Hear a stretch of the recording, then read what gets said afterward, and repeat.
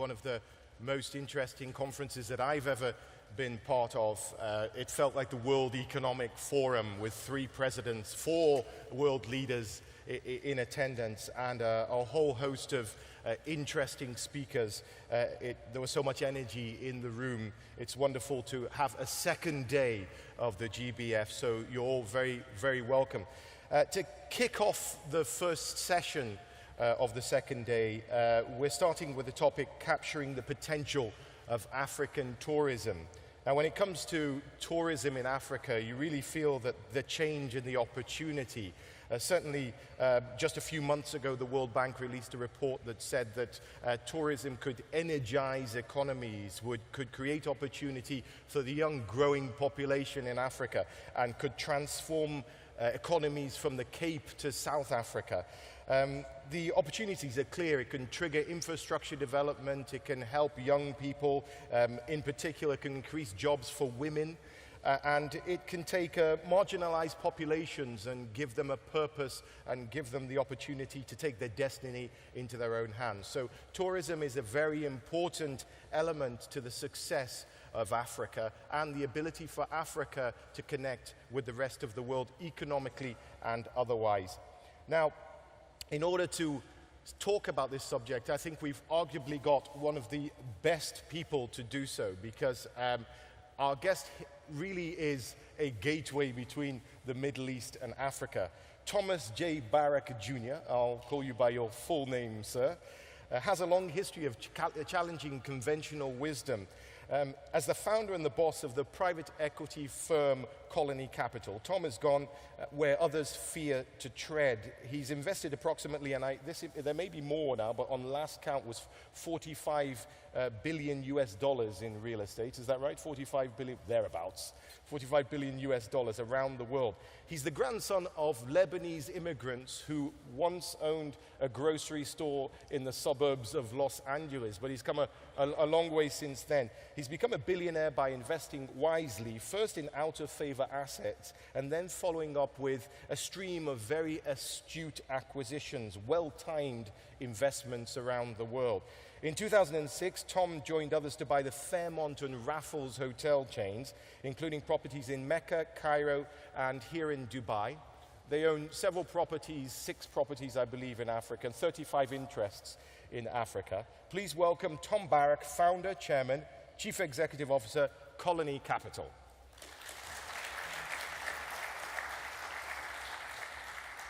Now, before I begin, a reminder, not that you need it, that for those of you who've grabbed iPads, you can send questions through to us here on the stage, and as we go through, we'll do our best to address those questions.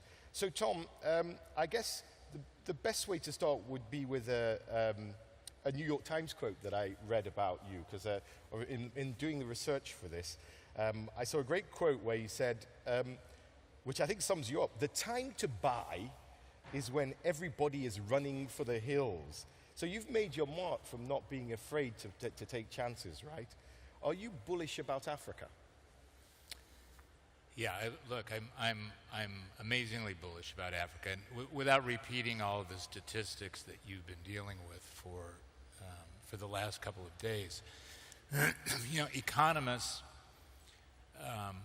for sure predict the opposite of what usually happens.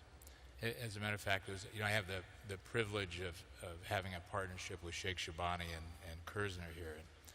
And, yesterday afternoon, I had first been in Dubai in 1973 as a young lawyer, and at the time there was only a clock tower and the Intercontinental Hotel.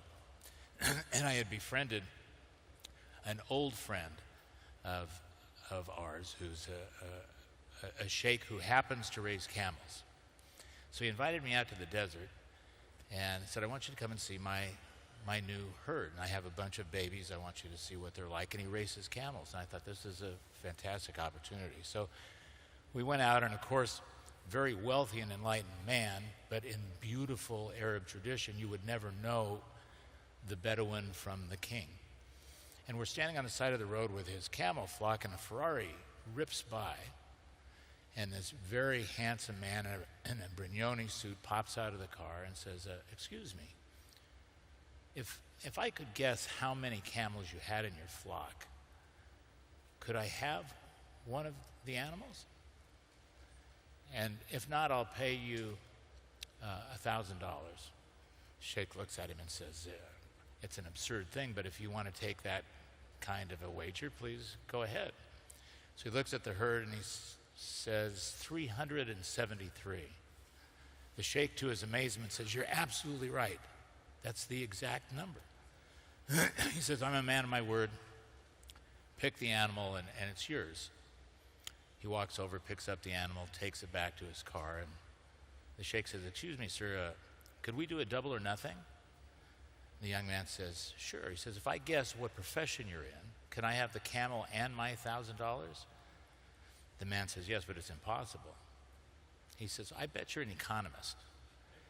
He says, you're absolutely right. Did you know it because of my handsomeness, my Brignone suit, my Ferrari, the glibness of my dialect? He says, no, I know it because you picked up my dog. That's an economist. So, you know, look, I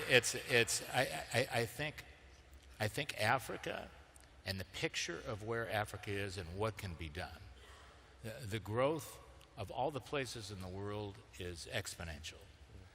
The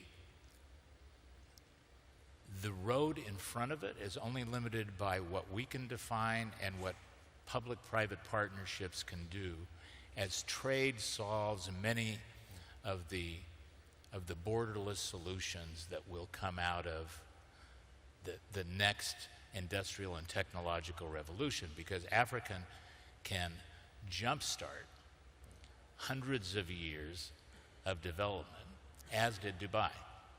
And I think it's amazing sitting in this wonderful, unbelievable place when you look at what the great vision of a leader can do with a team and public-private partnerships driven by trade. But it has to happen first with baby steps of traders. So when we look at Africa and we take a global macro view, I think it's very difficult. So I started in baby steps, saying, let's start with a business that actually has a beginning, a middle, and an end.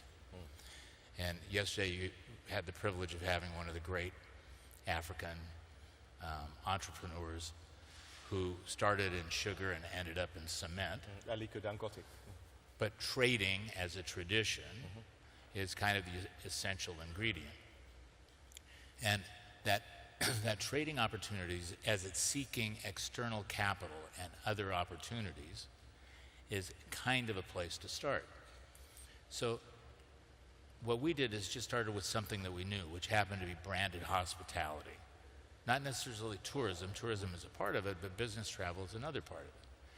And the enormity of the bureaucracies and the red tape that people confront when they enter any African country, whether it's No doubt about it. We had a survey yesterday, and I think without a shadow of a doubt, red tape came up as what the audience felt was the biggest restriction to doing business on the African continent. So even if it isn't, it's the perception that's the first barrier beyond anything else, beyond infrastructure.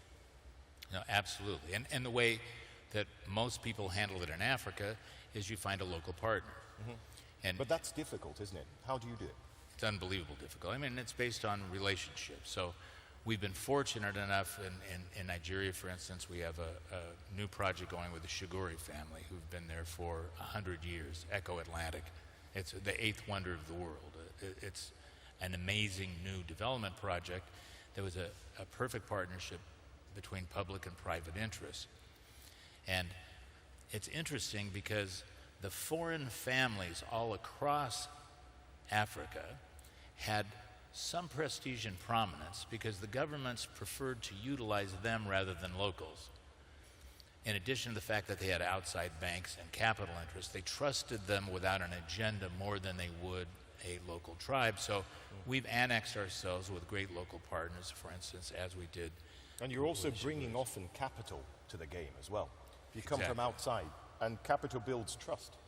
Capital does build trust, and Africans traditionally do not like to invest in hotels Why or is that, do you long-term real estate because their capital moves too quickly. So Most African entrepreneurs are dealing in logistics, commodities, trade. They're looking at 20, 30, 40% returns on a very quick basis. And we are P&L driven in Africa. We're profit and loss. You put down $50,000, you want to see the results, you want to see a return on investment immediately. And that is a mentality, a mind shift that doesn't really fit with the hotel business, does it? No, it's the opposite, because the hotel business usually comes in the capital preservation stage. And in the capital formation stage, it takes an unbelievable vision. So if you look at Dubai as an example, you had a coordinated program of transportation. You have the best airline in the world. You have the best infrastructure in the world. You have 5 or 6 of the best companies developing hotels, commercial, residential, but all on an integrated basis. So what you end up with is not just looking at a diamond, a sapphire, or a ruby, which is what's happening in Africa. It can happen, but it happens singularly. There's no seamless necklace. Dubai has become a seamless necklace. The quest for African cities is that, but quite difficult. Lagos, that has 12 million people officially, maybe 21 million. 21 million unofficially. To organize Lagos is a heroic effort, so it has to start in tiny baby steps. Same thing, South Africa, which now Nigeria is passing in most of the GDP elements. The difficulty of integrating a touristic program, property laws, the legal structure, customs, visa, cargo, duty, all of these things are unbelievably complex for entrepreneurs or brand developers trying to bring a brand into a country. So the energy that it takes, the patience that it takes, which locals don't have, to me has been the reason to go. In other words, the market barriers are actually the market insiders. It's difficult, but once you're there, the growth is exponential to developed countries. Very difficult. Developed countries with 0% interest in central bank intervention. The march in the US and Europe is all about yield. So asset inflation is rampant, but the economies are flat. We had the CEO of Blackstone sitting where you are yesterday, who was talking about the Basel III and how that had shrunk the capital markets over in Europe. I know that you're of the opinion that not that Europe is devoid of opportunities, but that Africa there are bigger opportunities, that it's an untapped market. Let's talk about what government's role is. We were talking yesterday also about how Africa has this beautiful vision of an African common market, but it's many steps away. That you've done business around Africa and around the Middle East, and you've gone door to door knocking down and camel trading with Africa and trying to sort of get to the point where you're doing deals one by one individually, not with blocks. What is an African government's role in all this? Do they cut out the red tape, harmonize their rules, and get out of the way? You always get the sense in Africa that governments don't really know what their role is. What do they do? How do they foster? How do they facilitate? And how do they not kind of interrupt the flow of business? What's your advice, having had great experience in the Middle East and also now in Africa? Look, my experience as a business person, I don't have the hubris to advise the great presidents and ministers who are running these countries, but either you have a benevolent dictator in the sense that you have someone with a great vision who has the ability to neutralize chaotic and corroded bureaucracies. The bureaucracies have to remain that way because the only thing that's existed through turmoil, through civil war, through independence, through colonialization, through tribal conflicts, is this bureaucracy. So the bureaucracy will protect itself by confusion. The way around that are local entrepreneurs who know how to work the bureaucracy. So either the country decides, I'm going to take all of these integrated methods, as Dubai did. It's a great example to look at Dubai and say they didn't go build a hotel. They first figured out the program. They out-Singapored Singapore.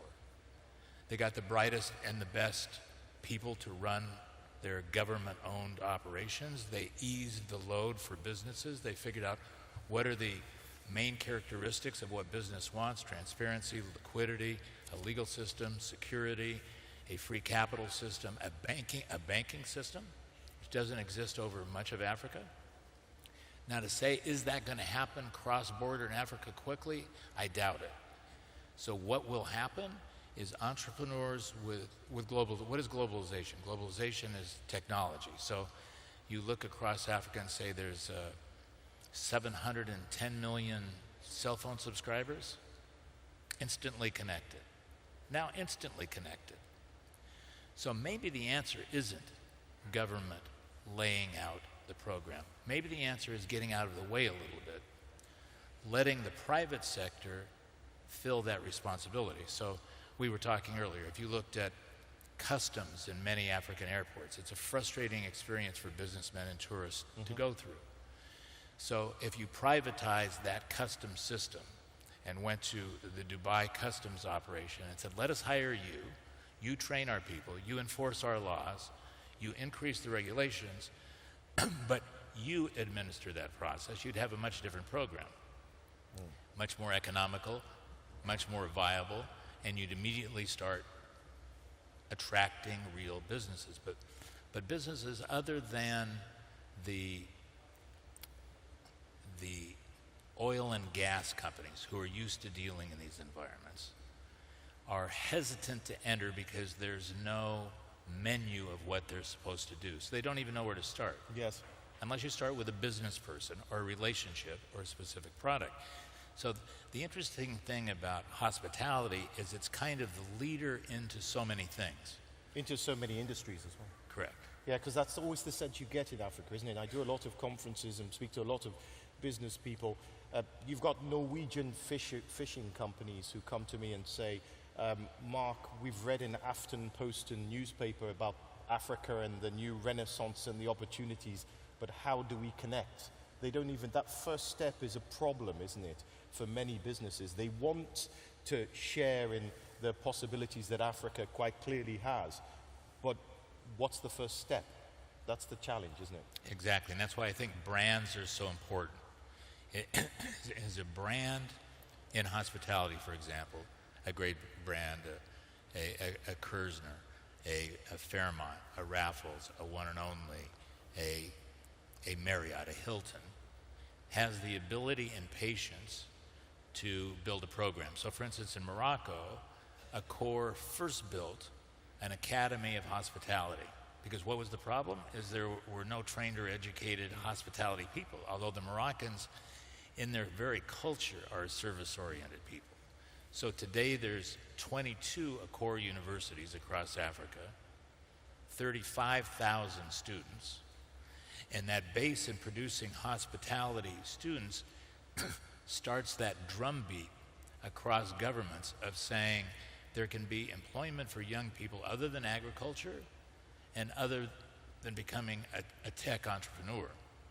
It's a logical, simple place to train people in languages, in service, in business practices. But it has to start with education, and somebody has to invest in that education before you invest in the bricks and mortar. This is the challenge. Then in food delivery, services, internet, power in Africa is the biggest issue. It's a massive challenge. In fact, when you're creating, you're talking about how capital intensive it is to create a hotel, for example, in Africa. You're also having to do something you don't have to do elsewhere, which is to create your own ecosystem, your own power, your own water. So it's doubly more capital intensive than it would be elsewhere, which could put a lot of people off. Doesn't put you off, though. Well, it doesn't put us off because I'm not as smart as the other guys who don't need to go there. But I think it's a long-term investment, and it builds ratably over time. Because if you start with a base, then you can train people, You can take the trained people and start moving them from county to county, city to city, region to region. They have the languages, they have the experience. And because it's difficult, scarcity produces premium. That's also been the problem in Africa, is yield management is a great tool. Nigeria being a great example. Nigeria could use another 10,000 business hotels in an afternoon, and they would all be full. They'd be filled, yes. So this process, like all processes, I think starts with great local partnerships. The foreigners in all these African countries have figured it out. If they have a brand and access with some patience and outside capital, you can move the government slowly over time to a rational approach. But the entrepreneurs have also learned that the governments change frequently. And so the way to protect themselves is for them not to be so aligned with the government, but be aligned with the bureaucracy. And there we go with our bureaucracy and red tape program. Now, Tom, you've talked about Nigeria. Let's talk specifically about where the opportunities are in Africa, which countries. What's exciting you at the moment? Well, I think Morocco has been a great place for tourism. And Fez, Marrakesh, Casablanca, we with Kerzner have a great project in Mazagan. And it's developed a touristic culture. And I think that will continue to grow, and its nexus with France, it allows it to have some advantages. But I think as you go east and look what's happening just in populations between South Africa, Nigeria, Lagos being the third of those countries actually, if you looked at what's happening in terms of the numbers, Kenya, Rwanda, Tanzania, all of them. I mean, Singida Resorts is an unbelievable example of what can happen starting with a very small basis, an idea of saying, okay, how do we solve poaching, which is a tremendous problem across many of these regions in Africa. And how can we stop poaching with a touristic experience that is unique? And Luke Bales, who started Singida in South Africa, has created an unbelievable program of solving governmental problems, training young people in many aspects of not only hospitality but husbandry, and creating an experience for a tourist that leaves them in love with Africa in a way that they never imagined. So when you look at all of the natural advantages that Africa has across its realm, and I think all of these countries have tremendous opportunities, the barrier is the perception of people of fear that they do not know. Why? Because we in Africa do a terrible job of communicating what it is that we're about and how people can come and participate. And again, the example is here. Dubai had the same problem. And can you imagine in the middle of the tumult that we have all of around us, right? I mean, the Arab world at the moment is all about tribes and flags. And I sat in the Atlantis hotel lobby just trying to count nationalities, touristic nationalities, of every type, of every age, of every breed. Why are they here? Safety, transparency, predictability. They know exactly what the product is. They know exactly what the rules are. They know exactly the quality of what the product is going to be. And by the way, it's filled with foreigners working.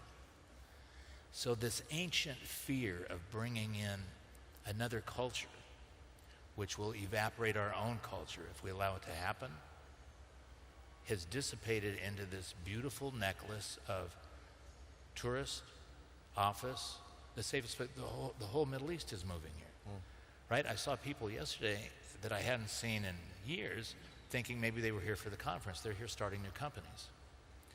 So this predictability, transparency, capital markets, a banking system, security, health, an airport and an airline that are world-class, a customs system that makes it simple and easy, are all the essential ingredients, and it's going to take us a long time and effort to get there.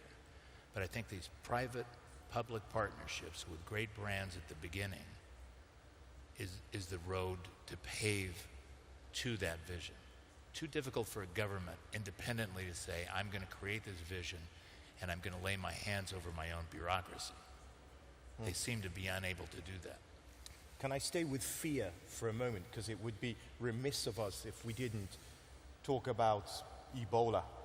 And I mean, you've set up progressive, successful businesses in post-conflict nations.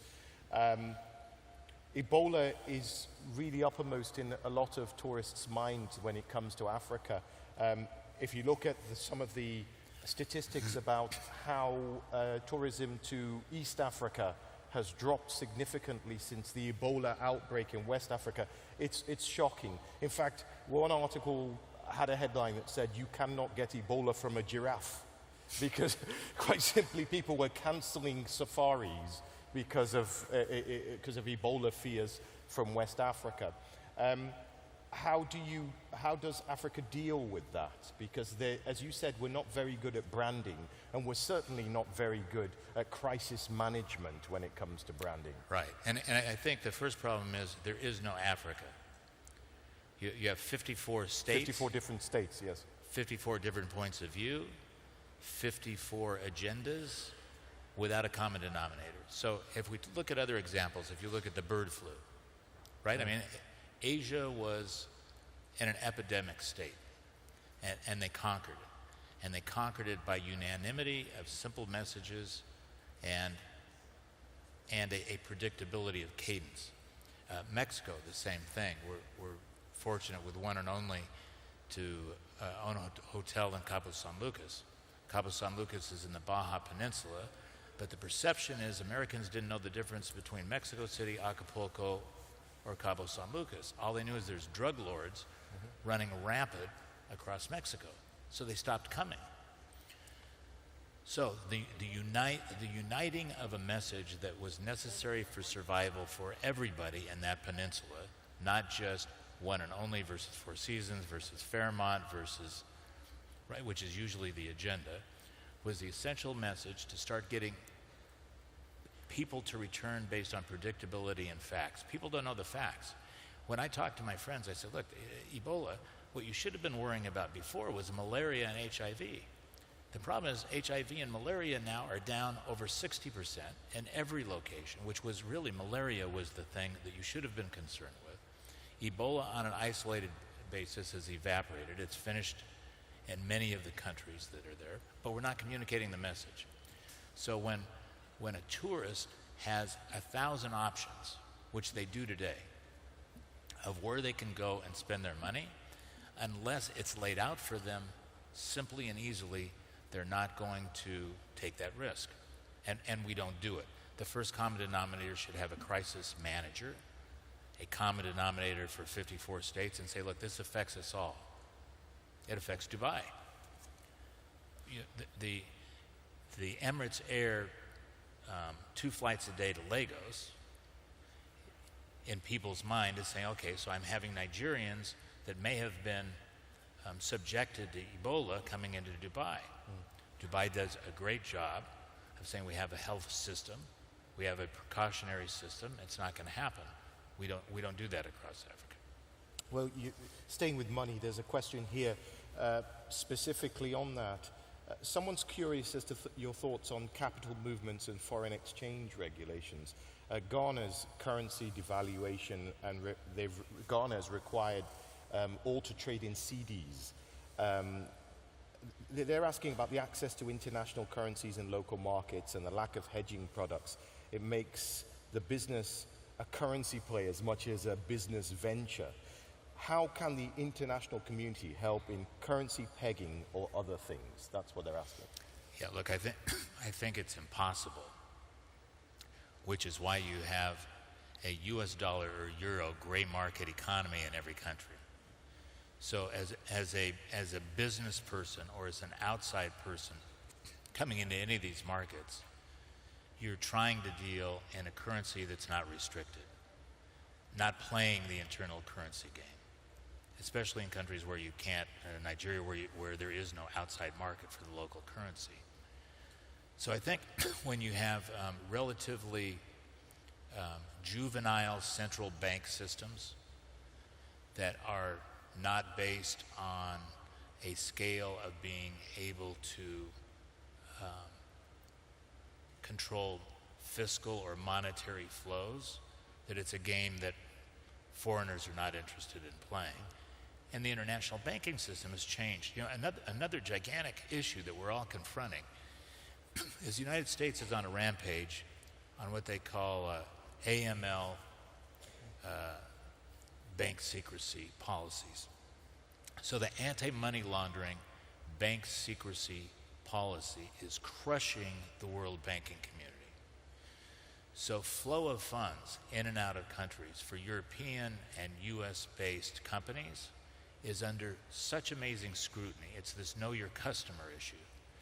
So a lot of the trading that was going on, a lot of the movement of funds, a lot of the movement of capital to Switzerland, Cayman Islands, the BVI, Luxembourg, that were traditionally homes for African domiciled entrepreneurs, are vanishing. Now this creates a huge opportunity in the banking sector, in the local banking sector. So you see big new banks. Carlyle just made an investment in Diamond Bank in Nigeria. Besides the consumer base of what can be going on, the banks will start taking the arbitrage out of those kind of currency issues and problems, but it's a dangerous place for business people to play. So when we go into a country, we try and stay on a dollar or euro based harmony and not play the currency game. Now I notice the clock down there says 0000, and I have many more questions, but I'm not going to be able to ask you on stage. Ladies and gentlemen, Tom Barrack, Colony Capital. Give him a round of applause, please. And Tom, I didn't even get to ask Tom. Tom bought Michael Jackson's Neverland Ranch, believe it or not, and I want to. Do you still own it? Yes, we do, and you're all invited to... You're invited to the Neverland Ranch, apparently. Ladies and gentlemen, Tom.